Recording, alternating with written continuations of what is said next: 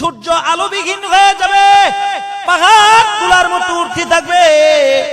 হাবিবে কিবরিয়া নবী বলে, মুহাম্মাদুর রাসূলুল্লাহ বলে, ময়দানে মাহশারে বিচার যেদিন কায়েম হবে আল্লাহর আদালতে, আল্লাহর রাসূল বলে আমার উম্মতের 10টি দলের হাসর 10টি সূরতে হবে।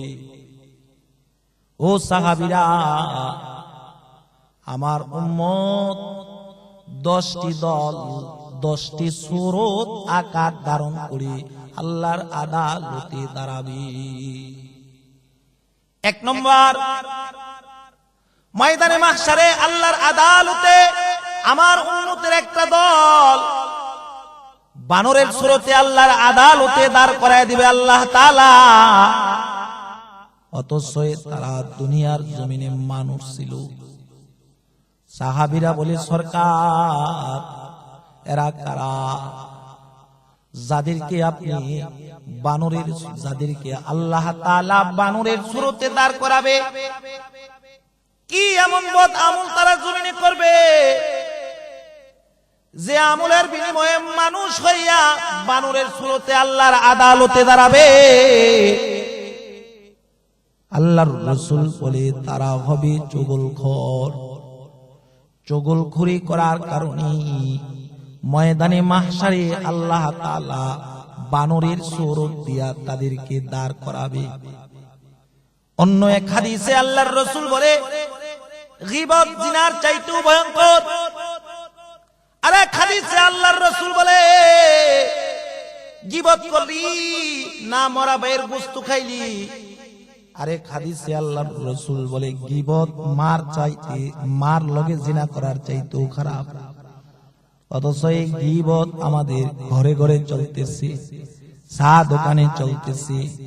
বাবাজিরা আসুন, গীবত ছেড়ে দিয়ে যে সময়টা গীবত করবেন এই সময়টা রবের ডাকেন, রবের পেয়ারা হয়ে যাইবে। রাসূল বলে, 2 নম্বর, আমার উম্মতের ভিতর আরেকটা দল ময়দানে মাহশারে আল্লাহর আদালতে দাঁড়াবে। শুকরের সূরত দিয়া আল্লাহ তাআলা ময়দানে মাহশারে আল্লাহর আদালতে দাঁড় করাবে। অথচ তারা দুনিয়ার জমিনে মানুষ ছিল, তারা সবল ছিল। সাহাবায়ে কেরাম বলে, ওগো সরকার, কি এমন আমলের বিনিময়ে ময়দানে মাহশারে শুকরের সূরত দিয়া আল্লাহ দাঁড় করাবে? রাসূল বলে, তারা হলো হারামখোর। হালাল খাইতো না, হারাম খাইতো। হালাল পছন্দ করতো না, হারামের টাকাটা পছন্দ করত। হারামখোরদেরকে শুকরের সূরত দিয়া আল্লাহ তাআলা ময়দানে মাহশারে আল্লাহর আদালতে দাঁড় করায় দিবে। আল্লাহর রাসূল বলে, 3 নম্বর, আরেকটা দলকে আল্লাহ তাআলা ময়দানে মাহশারে দাঁড় করাবে। আমার উম্মতের ভিতর আরেকটা দল আল্লাহ তাআলা ময়দানে মাহশারে আল্লাহর আদালতে দাঁড় করাবে। তাদের পাগুলা থাকবে আসমানের দিকে, মাথা থাকবে জমিনের দিকে, চোখ থাকবে জমিনের দিকে, নাক কান থাকবে জমিনের দিকে। তারা মাথায় ভর দিয়া দিয়া হাঁটবে। ফেরেশতারা তাদেরকে টাইনা টাইনা ছেঁচড়ায়া ছেঁচড়ায়া আল্লাহর আদালতে দাঁড় করাবে। সাহাবারা জিজ্ঞাসা করে, সরকার, কি এমন বদ আমলের কারণে পাও আসমানের দিকে, মাথা জমিনের দিকে, মাথা দিয়া ছেঁচড়ে ছেঁচড়ে হাঁটবে? সরকার বলে, তারা হলো সুদখোর, ঘুষখোর। ঘুষ খাইতো, সুদ খাইতো। তারা ঘুষের টাকা দিয়া পাহাড় করত জমিনের উপর। তারপর আল্লাহর রাসূল বলে, আমার উম্মতের ভিতর আরেকটা দলকে আল্লাহ তাআলা ময়দানে মাহশারে অন্ধ বানায়া দাঁড় করাবে। অথচ তারা জমিনের চোখে দেখত, সাহাবায়ে কেরাম জিজ্ঞাসা করলেন, সরকার কি এমন বদ আমলের কারণে অন্ধ হয়ে উঠবে? আল্লাহর রাসূল বলে, তারা হলো ওই সমস্ত বিচারক যারা মীমাংসা করার বদলতে টাকা খায়া বিচার ঘুরাইয়া দিছে। ময়দানে মাহশারে অন্ধ হইয়া হাসরের ময়দানে আনাচে কানাচে তারা ঘুরবে। তাদেরকে ফেরেশতারা টাইনা টাইনা ছেঁচড়ায়া ছেঁচড়ায়া আল্লাহর আদালতে দাঁড় করাবে। রাসূল বলে, ৫ নাম্বার, আমার উম্মতের ভিতর আরেকটা দলকে আল্লাহ তাআলা বোবা বানায় দাঁড় করাবে, দেন্দা বানায় দাঁড় করাবে, বেকুব বানায় আল্লাহর আদালতে দাঁড় করায় দিবে। সাহাবীরা বলে, কি এমন বদ আমলের কারণে বোবা হয়ে আল্লাহর আদালতে দাঁড়াবে, দেন্দা হয়ে দাঁড়াবে, বদি হয়ে দাঁড়াবে? আল্লাহর রাসূল বলে, সাহাবীরা তারা হলো ওই সমস্ত লোক যারা ইবাদত করত, নামাজ পড়ত, আর গর্ব করে বেড়াইত। তার মানে চুল পরিমাণ অহংকার থাকলে নামাজ হয় না, ইবাদত আল্লাহ তাআলা কবুল করে না। তারপর আল্লাহর রাসূল বলে, ৬ নম্বর একটা দল ময়দানে মাহশারে আল্লাহর আদালতে আল্লাহ তাআলা দাঁড় করাবে। হাবিবে কিবরিয়া নবী বলে, এমন একটা দলকে আল্লাহ তাআলা আল্লাহর আদালতে দাঁড় করাবে যাদের জিহ্বাটা নাভি পর্যন্ত ঝুলন্ত থাকবে, জিহ্বা থেকে রক্ত পুঁজ গড়ায়া গড়ায়া পড়বে, রক্ত পুঁজ থেকে এমন দুর্গন্ধ হবে যে হাসরবাসী বেহুশ হয়ে যাবে। সাহাবীরা বলে, এরা কারা গো সরকার? কি এমন বদ আমলের কারণে নাভি পর্যন্ত জিহ্বা ঝুলন্ত হয়ে যাবে? সরকার বলে, এরা হলো দুনিয়ার জমিনে ওই সমস্ত আলেম, ওই সমস্ত বক্তা যারা টাকার জন্য ওয়াজ করে বেড়াইতো, মানুষে আমলের কথা বলতো, নিজে আমল করত না, মানুষে জান্নাতের তামান্না দেখাইতো, জান্নাতের লেগা ইবাদত করার কথা বলতো, জাহান্নাম থেকে বাঁচার লেগা গুনাহ ছাড়ার কথা বলতো, পরের ওয়াজ করত, নিজে ওয়াজ মোতাবেক চলতো না। আল্লাহর রাসূল বলে, তারা ওই সমস্ত ওয়াইজ যারা টাকায় নিজে বেচা কিনা হইত, বেশি টাকা দিলে এক মাহফিল ক্যান্সেল করে আরেক মাহফিলে চলে যাইত। সাহাবীরা বলে, সরকার তাদের জিহ্বা যে নাভি পর্যন্ত ঝুলন্ত হবে, মুখ থেকে রক্ত পুঁজ বাহির হবে। ও সরকার, তার মানে কি তারা দুনিয়াদার আলেম নাকি? হা হা, আমল সে জিंदगी बनती है, जन्नत भी जहन्नम भी, ये खाकी अपने फितरत गे ना नारी गे ना नूरी। মানুষে আমলের উৎসাহিত করত, নিজেরা আমল করত না। হায় হায়, কেউ যদি নিজেরে আমলের দিকে ঝুঁকায় ফেলায়, কেউ যদি পরের ওয়াজ না করে নিজেরে ওয়াজ করে, তাহলে আল্লাহ তাআলা তারে ওলি বানায়া দেয়। যেমন আল্লামা হাফিজ রহমাতুল্লাহি আলাইহি, আল্লামা হাফিজ রহমাতুল্লাহি আলাইহি যখন কিশোর বয়স, তার এক রাজার রাজপ্রাসাদের পাশ দিয়ে যাইতেন, রাজার অট্টালিকার দিকে আল্লামা হাফিজ তাকায়া থাকতেন। দোতলার ভিতরে একটা সুন্দর নারী দেখা যায়। আল্লামা হাফিজ প্রতিদিন এই নারীকে দেখতে দেখতে যাইত, দেখা দেখা রাস্তা দিয়া চলত। একদিন ওই নারীকে দোতলায় দেখা যায় না। আল্লামা হাফিজ গেইটের দারোয়ানকে ডেকে বলে, কিরে দোতলায় না একটা দাঁড়ায় থাকতো সুন্দর রূপসী, কই? দারোয়ান বলে, গতকাল রাত্রেই তো মারা গেছি, সে তো আর দুনিয়ার জমিনে বেঁচে নাই। আল্লামা হাফিজ এবার নিজেরে নিজে ওয়াজ করা আরম্ভ করে দিছে, নিজেরে নিজে নসিহত করা আরম্ভ করে দিছে। বসমু হাফেজ বতু গুয়াম কে গুল তাজা নমি মানা, আগার মা না দে সবই মা না দে, সবই দিগার নমি মা না দে, আগার মা না দে সবই মা না দে, সবই দিগার নমি মা না দে। গোলাজ গুলশান, গোলাজ গুলশান জুদা গাছটা তরু তাজা নমি মানাদ, আগার মা না দে সবই মা না দে, সবই দিগার নমি মা না দে। हमेशा इज्जती मेहमा, हमेशा इज्जती मेहमा, बैक खाना नमी माना, अगर माना दे सभी माना दे, सभी देगर नमी माना दे।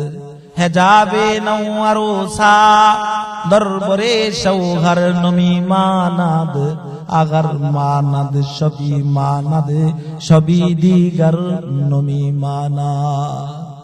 दुनिया में हो, दुनिया में हो, दुनिया का तलबगार नहीं हो, बाजार से गुजार खरीदार नहीं हो, बाजार से गुजार खरीदार नहीं हो। আল্লামা হাফিজ এবার নিজে নিজে ওয়াজ করে, এই হাফিজ, ওই জিনিসের লগে প্রেম করো না যে জিনিস আজ আছে কাল নাই। ফুলের সৌন্দর্য আজ আছে কাল নাই, স্বামী স্ত্রীর লজ্জা বাসুর করে থাকি, তারপরে আর থাকে না। একই গরিব মেহমানদারি, বারবার মুরগির রান খাওয়া যায় না। এই দুনিয়া অস্থায়ী, আখিরাত চিরস্থায়ী। দুনিয়ার কারোর সাথে প্রেম করা যাবে না। যে দুনিয়া সাজাইছি, যে চিরদিন দুনিয়ায় থাকবে, যার রাজত্ব সব জায়গায় চলে, ওই মহা মালিকের গোলাম হয়ে যাও। হাফিজ, হাফিজ আল্লামা হাফিজ এবার রবের গোলামি আরম্ভ করে দিছে, ওয়ালায়াত আল্লাহ তাআলা দান করে দিছে। তাহলে বাবা নিজের নিজে ওয়াজ করবেন, আমি আমার নিজের ওয়াজ করি, আপনি ওয়াজ করা। কেউ যদি নিজের নিজে ওয়াজ করে তাহলে আল্লাহ তাআলা তারে ওলি বানায়া দেয়। 7 নম্বর আল্লাহর রাসূল বলে, ময়দানে মাহশারে আমার উম্মতের ভিতর আরেকটা দল আল্লাহর আদালতে দাঁড়াবে, যাদের দুনিয়ার জমিনে হাত পাও ছিল, ময়দানে মাহশারে হাত পাও কাটা অবস্থায় আল্লাহর আদালতে দাঁড়াবে। সাহাবায়ে কেরাম বলে, এরা কারা? রাসূল বলে, এরা হলো তারা যারা প্রতিবেশীকে কষ্ট দেয়। এটা রাসূলের আখলাক নয়, প্রতিবেশীরে কষ্ট দেওয়া নবীর আখলাক নয়। রাসূল বলে, যারা প্রতিবেশীরে কষ্ট দেয় ময়দানে মাহশারে হাত পাও কাটা অবস্থায় আল্লাহর আদালতে দাঁড়াবে। সাহাবীদের আখলাক কেমন ছিল, আমার রাসূলের আখলাক কেমন ছিল? কোরআন খুলে দেখো, আল্লাহ বলে, মুহাম্মাদুর রাসূলুল্লাহ, মুহাম্মাদুর রাসূলুল্লাহ ওয়াল্লাযীনা মাহু আশিদ্দাউ আলাল কুফফার রুহামাউ বাইনাহুম তারাহুম রুকআন সুজদাই ইয়াবতাগুন। আল্লাহ তাআলা বলে, মুহাম্মাদুর রাসূলুল্লাহ হলেন আমার দোস্ত। তার আখলাক পেয়েছে ১৬ লক্ষ সাহাবী। তারা কাফেরের জন্য কঠোর, পরস্পরে সদয়, নম্র, ভদ্র। কেমন ভদ্র জানুনি? উহুদের যুদ্ধের ময়দানে যুদ্ধ চলতেছে, যুদ্ধ চলতেছে চলতেছে, কাফিররা এক পর্যায়ে মুসলমানের উপরে হামলা দিয়ে ফেলাইছে। কাফিরদের ধারালো তরবারির আঘাতে বহু সাহাবী নিজের সওয়ারি থেকে জমিনে পড়ে গেছে। কারো হাত কাটা, কারো পাও কাটা, কারো হাত পাও উভয়টা কাটা, কারো পেটে তীর বিন্ধা আছে, কারো মাথায় তীর বিন্ধা আছে। জমিনে পইরা আল্লাহর রাসূলের সাহাবীরা ঘোরাঘুরি করতেছে। হায় হায়, একটা লোক যার একটা হাত নাই, যার পেটে তীর বিন্ধা আছে, জমিনে ঘোরাঘুরি করতেছে আর বলতেছে, পানি কে আছো, পানি পান করাও। পানির পিপাসায় কলিজা ফাইটা যায়। একজন সাহাবী বলি, আমি এক হাতে আমার তরবারি নিয়া আরেক হাতে পানির মশকল লইয়া দেউরানো আরম্ভ করেছি ঝর্ণার দিকে। দেউরা ঝর্ণা থেকে পানি নিয়া আবার পুনরায় দেউরা ওই সাহাবীর নিকট আসছি যে পানি চাইছে। এক মশক অল্প পানি নিয়া আমি তার নিকটে আইসা দাঁড়াইছি। তার মুখে পানি ঢালবো, এমন সময় আরেকজন সাহাবী জমিনে গড়াগড়ি রত অবস্থা থেকে চিৎকার মেরে বলে, কে আছো, পানি দাও। পানির পিপাসায় মনে হয় কলিজা ফাইটা যায়। ওই সাহাবীর মুখে পানি ঢালবো, তার একটা হাত নাই। সে অপর হাত দিয়া বলে, আমার পানি লাগবে না, আমার ভাইরে পানি পান করাও। আমি দ্বিতীয় ব্যক্তিকে পানি পান করানোর জন্য যাই, যায় পিছনের দিকে তাকাই, দেখি প্রথম ব্যক্তি শাহাদাতের পেয়ালা থেকে শরাব পান করে আল্লাহর জান্নাতে চলে গেছি। দ্বিতীয় ব্যক্তির কাছে পানির মশক নিয়ে আমি দাঁড়াই। তার দুটা হাত নাই, তার দুটা পাও নাই। তার মুখে আমি পানি ঢালবো, কয়েক ফোঁটা পানি মশক থেকে তার মুখে পড়ে যায়। এমন সময় আরেকজন সাহাবী চিৎকার মেরে বলে, কে আছো, আমাকে কি একটু পানি পান করাইবা? আমার চোখে তীর বিন্ধা আছে, আমার মুখ দিয়া রক্তক্ষরণ হইতেছে, জিহ্বায় চাকুর আঘাত লাগছে, ঠোঁট কাইটা গেছে, আমাকে কি একটু পানি পান করাইবা? যে সাহাবীর মুখে পানি দিতেছিলাম তার দুটা হাত নাই, তার দুটা পাও নাই। সে নিজের চেহারাটা ঘুরায়া আওয়াজ দিতেছে আর বলতেছে, আমার পানি লাগবে না, আমার ভাইয়ের কাছে নিয়ে যাও। রাবি বলি, এক মশক পানি নিয়া একে একে 70 জন সাহাবীর কাছে গেলাম। কেউ পানি পান করতে পারে নাই। এক ভাই অপর ভাইকে একরাম করার উদ্দেশ্যে একরাম করতে গিয়ে শাহাদাত বরণ হয়েছে। পানির জায়গায় পানি মশকে রয়েছে। নবীর 70 জন সাহাবী শাহাদাত বরণ করে আল্লাহর জান্নাতে চলে গেছে। এটা হলো মুহাম্মাদুর রাসূলুল্লাহর সঙ্গীদের আখলাক।